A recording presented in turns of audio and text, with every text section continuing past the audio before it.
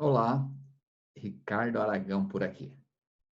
Para quem não me conhece, sou especialista em vendas, tenho mais de 30 anos de experiência na área comercial, vendendo, contratando pessoas, treinando pessoas, fazendo a gestão dos vendedores, né, gestor de equipe, gestor de vendas, né? E eu ajudo vendedores a se conectarem com seus clientes e aumentarem suas vendas. Essa é a minha missão aqui, né? E aqui para continuar uma série de vídeos.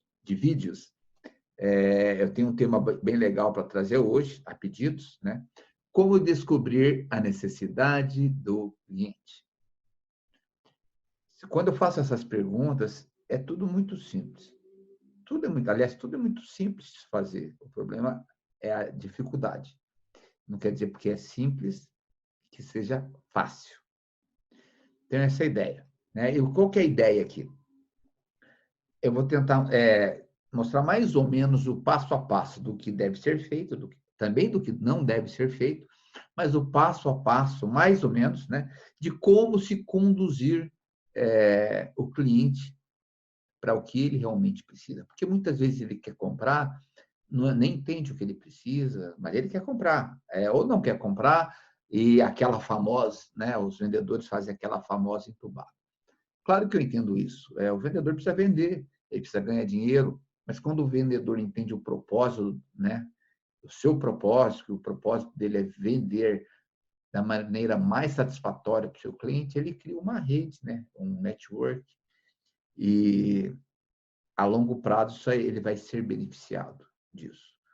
Mas para isso tudo tem um início, tem uma dificuldade maior no início ou no momento de dificuldade. Mas se ele fizer sempre correto e da forma correta, a tendência é que ele evolua. Ok? Então vamos lá. Primeiro, quais as implicações de não vender o cliente o que o cliente não precisa, né? Mais ou menos, né? Vamos fazer o advogado do cidadão lá, o advogado do diabo. Quais as implicações de vender o que o cliente não precisa? Provavelmente ele não volte a comprar com aquele vendedor, né?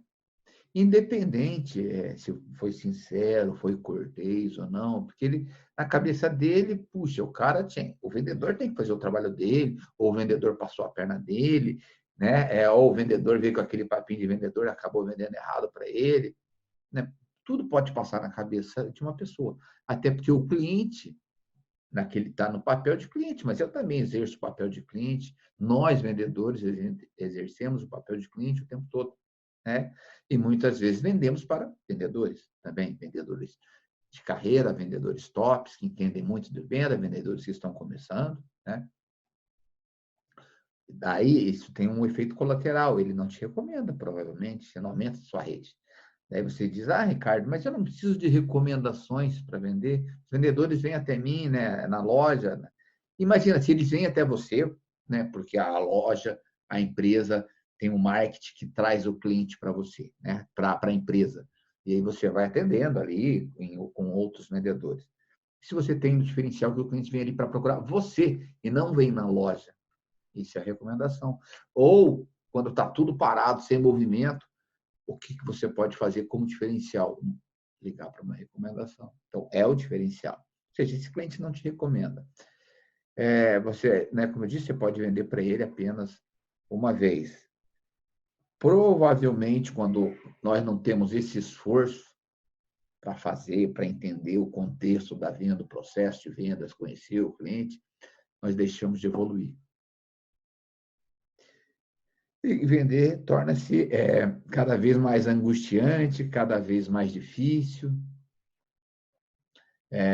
E costumamos dizer que nós entramos no ciclo vicioso, né?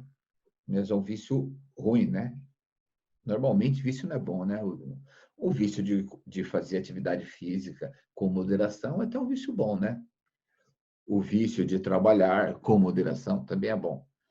Agora, o ciclo vicioso ruim das vendas não é bom, né? Aquele ciclo que não bate metas, que não tem dinheiro, que não consegue pagar as contas, da reclamação, a culpa é de todo mundo, sabe? E chega uma hora que nós, seres humanos, não aguentamos só perder e apanhar, né? Então, por isso, é muito melhor traçarmos uma meta de queremos aprender, mesmo, de fato, sofrer um pouco mais até no início, durante algum momento que você quer realmente se reciclar para aprender algo novo, do que ficar sofrendo sempre, né? Não tem evolução assim, tá? Tá, Ricardo, tá. Como entender, então, realmente o que o cliente precisa? Eu digo aqui, vou falar aqui sobre 3 pontos principais, né? Um deles é ganhar confiança, né? Um deles é ganhar confiança do cliente. Como? Através de um bom rapport. Chamar o cliente pelo nome, se espelhar com o cliente. Não vou falar, né, entrar no tema do rapport aqui, mas a ideia do rapport é você se conectar seu cliente, né? Se conectar da melhor forma possível com o cliente, através de um bom quebra-gelo, de chamar o cliente pelo nome, de ser uma pessoa agradável, de ser um cara, se mostrar solícito, estar 100% na cena da venda ali com ele, estar bem aparente. Tudo isso gera um rapport, gera uma conexão, né? Um espelhamento com o seu cliente. Ok? Segundo ponto, depois do rapport, você está ganhando o cliente ali no que você está falando, você passa para perguntas abertas e perguntas fechadas. Então, é uma maneira de você começar a conhecer o seu cliente. E o que são perguntas abertas? Perguntas abertas são aquelas perguntas que você quer tirar uma informação do cliente. Você não quer um sim ou não, você quer que ele dê a opinião dele, que ele opine sobre aquele produto, que ele opine sobre o que você está falando ou o que você está perguntando. Ok? E perguntas fechadas, aí sim, se você quer um sim ou não. Vamos fechar ou não? É agora, sabe? São duas opções. Perguntas fechadas, você direciona o que você quer. E pergunta aberta, não, mas você está perguntando para conhecer o cliente e entender ele. Aí pode vir qualquer coisa. Certo? Segundo ponto. Terceiro ponto, né? Que então, você já fez um rapport, já se conectou com o cliente, ele fica mais à vontade para quando você perguntar ele, uma pergunta mais objetiva e direta, como uma pergunta fechada, uma pergunta aberta, que ele pode falar, então ele já está confiando, criando um diálogo com você. E o terceiro ponto é fazer uma ótima demonstração do seu produto, do seu serviço, com que o cliente entenda, traduzir da melhor maneira possível aquele produto, aquele serviço para o seu cliente. Eu tenho até um vídeo no meu canal que fala sobre isso. É somente sobre demonstração, que eu chamo de demonstração envolvente. Né? Você conquista o cliente ali naquela demonstração, que é uma parte do processo de vendas. Aqui eu estou falando em 3 situações do processo de vendas, né? Que é o rapport, conhecer o cliente e demonstrar, né, o seu produto, o seu serviço, né? Igual como quando pensa em demonstração, lógico, não sou especialista nessa área, mas quando vamos por a Vogue, né, vai lançar a moda verão, a moda inverno, então é feito um show, vão os críticos da área, a imprensa, os melhores modelos do mundo, faz um lançamento e é envolvente. E aquilo ali repercute praticamente no mundo inteiro e vai para uma temporada, às vezes 2 temporadas, né, de vendas. Então, pense nisso. Então, é como, né, se você estivesse num grande desfile de modas da Vogue, sabe? É como se fosse isso. E a demonstração envolvente é você envolver o cliente, mostrar, fazer com que ele realmente ele entenda. Porque você já se conectou com ele, você já entendeu o que ele precisa. Aí a sua demonstração vai ser direcionada, né? Em cima até dos argumentos que ele já te deu. Ó, te falei disso aqui por causa disso. Olha, justamente o que você tinha me falado. Então, você vai demonstrando para ele, né? Vai envolvendo o cliente. Quer ver um exemplo disso? Como a gente pode evoluir? Tem um vendedor que trabalha com a gente no escritório, aqui eu estou em Curitiba, no Paraná, e ele começou muito mal, muito mal, muito mal. No primeiro ano, achamos que ele ia sair, mas muito mal, não tinha condições. Hoje ele é um exemplo de se conectar com o seu cliente e vender justamente o que o cliente precisa. as consequências disso, ele ganha muitas recomendações, ou seja, sempre tem clientes, e tem admiração dos seus clientes, tem mais receita, né? Mais dinheiro, mais remuneração, mais reconhecimento. Ou seja, justamente por ele fazer um trabalho bem feito. O que eu quero dizer? Que no início foi difícil para ele. Muitos aprendem mais rápido, outros não, mas ele parecia que não ia aprender. Imagina um cara 1 ano sofrendo para aprender, né, um negócio novo. Ele apanhou muito, mas ele entendia que aquilo ali era um processo que ele precisava, para se desenvolver, fazer daquela forma como estava sendo ensinado para ele. E hoje ele é mestre no que ele faz, né? É um grande vendedor, é um grande profissional, tem premiações nacionais e internacionais de venda, né? Porque somos parceiros de uma grande multinacional aí, né? Eu sou o gestor e ele trabalha na parte de vendas. Mais um grande vendedor. Tem a minha admiração e de outros colegas nossos aí, né? No nosso estado, no Brasil e no mundo. Tá? Então, é possível. Talvez você sofra um pouco, como ele sofreu. Não vou falar o nome dele, que não vem ao caso. Posso até falar o nome fictício, né? Vamos chamar ele de Adalberto, como Adalberto. Mas, assim como Adalberto, todos, né, são capazes. Uns vão sofrer talvez 1 ano igual ele, outros 2 anos, outros 3 meses. Outros entendem, conseguem, têm um talento especial para aquilo que consegue evoluir mais rapidamente. Isso não quer dizer que a longo prazo vai ter mais sucesso, mas talvez sofra menos de início. Ou seja, os vendedores precisam entender que, um ponto, a venda, né, é uma ciência. Quando você aprende sobre técnicas de venda, você tem que entender que você está aplicando uma ciência. Porque senão fica só naquele jeitinho, só no jeitinho. Vai uma vez, mas provavelmente não vai outra vez. Você não cria raízes, você não cria vínculos, você não conquista pessoas, você não ganha o respeito. Então, só no jeitinho não vai, né? Outra coisa, os vendedores precisam entender que o cliente não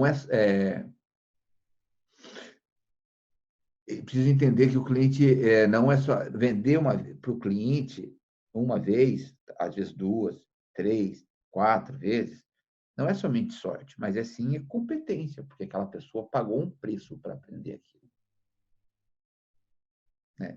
E entender, e aí vem a maestria, né? Quando você consegue realmente essa conexão com o cliente, você entrega o que ele precisa. Consequência disso, ele vai ficar satisfeito. Cliente satisfeito, longevidade na sua venda, né? Na sua carreira profissional como vendedor. Ok. Mas tem muito vendedor que não se importam, sabe, com tudo isso aqui que eu estou falando. Acha que o network aumenta naturalmente. E naturalmente vai conquistando credibilidade. É natural quando se faz da maneira correta. Não adianta querer a venda pela venda. Também não adianta acreditar que só pela simpatia vai conseguir entender o cliente, realmente entender, vender o que ele precisa, né? Entender a necessidade do cliente.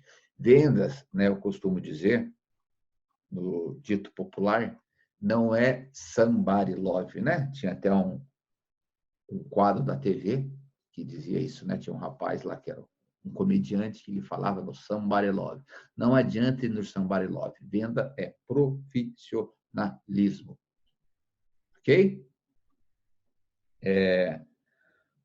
Uma das dicas, indo para o final aqui, busque fazer as perguntas corretas para o seu cliente. Essa é a maneira. Tá? Vamos dar 3 exemplos aqui. Olha só. Você pode criar milhões de exemplos para você aí dentro do seu negócio. O senhor, isso é meio que padrão, meio que universal. O senhor tem algum motivo especial para buscar esse produto, para querer esse produto, esse serviço? O senhor busca que tipo de produto, né? Que tipo de serviço e por quê? Também é uma pergunta meio que padrão, universal, né? O senhor conhece os diferenciais desse produto, desse serviço? Já fica um pouco mais elaborado, hein? Ok? Então, fica aqui essa dica dessas 3 perguntas, mas você pode selecionar aí 15, 20, 30 perguntas, 5, né? Não, eu gosto de fazer essas aqui. Com essas 3 aqui, eu conheço meu cliente. Com essa uma, eu conheço. Maravilha. Se você está vendo que está funcionando, aprimore o que está funcionando. Ok? E para encerrar, vou deixar aqui 3 dicas. Dica 1, treine rapport com o seu cliente. Treine o rapport de como quebrar o gelo com o seu cliente, né? Para você conseguir essa conexão com o seu cliente. Como se apresentar para o seu cliente. Como que você deve se apresentar. Então, treine rapport, estude sobre rapport. Dica 1. Dica 2, faça uma demonstração envolvendo o seu cliente, colocando as perguntas corretas. É o exemplo que eu dei anteriormente. Quais as perguntas corretas? Não, invista um tempo nisso. Invista um tempo em entender que perguntas precisam ser feitas. Isso é importantíssimo, né? Então, e aí vem o terceiro ponto, faça uma relação de perguntas, lá de 20 perguntas, né, que você vai variando, dessas 20, não, eu me sinto mais à vontade aqui com essas 3. Não, mas se precisar, eu consigo. Se essas 3 não me ajudarem, eu posso prestar quarta, quinta ou sexta pergunta aberta ou pergunta fechada. E aí eu vou começar, realmente eu consigo entender com isso aqui, com essas perguntas, com esse rapport, com essas perguntas corretas, eu vou estar entendendo a necessidade do meu cliente e eu também estarei me beneficiando com isso. É claro, o cliente entende que você está ali para vender. Mas quando ele entende que você é diferente e está vendendo realmente o que ele precisa, ele sai satisfeito. Muitas vezes ele paga até mais por um produto, né? Só pelo seu atendimento. Muitas vezes, né, nós vemos aí também a elaboração de uma marca, né? Calças parecidas, né? Vamos pegar uma calças parecidas. Uma custa, dá um exemplo aí, R$ 2.000, outra custa R$ 200. Calças parecidas, né? E quanto você custa? Né? Essa é a pergunta que fica para a gente, para nós. Nós custamos o tanto que investimos na gente, estamos dispostos a aprender. E o cliente vai saber valorizar isso. Comprando de você uma vez, 2 vezes, recomendando você, admirando você. Ok? Então, esse é o assunto que eu tinha para hoje, né? Como descobrir a necessidade do seu cliente.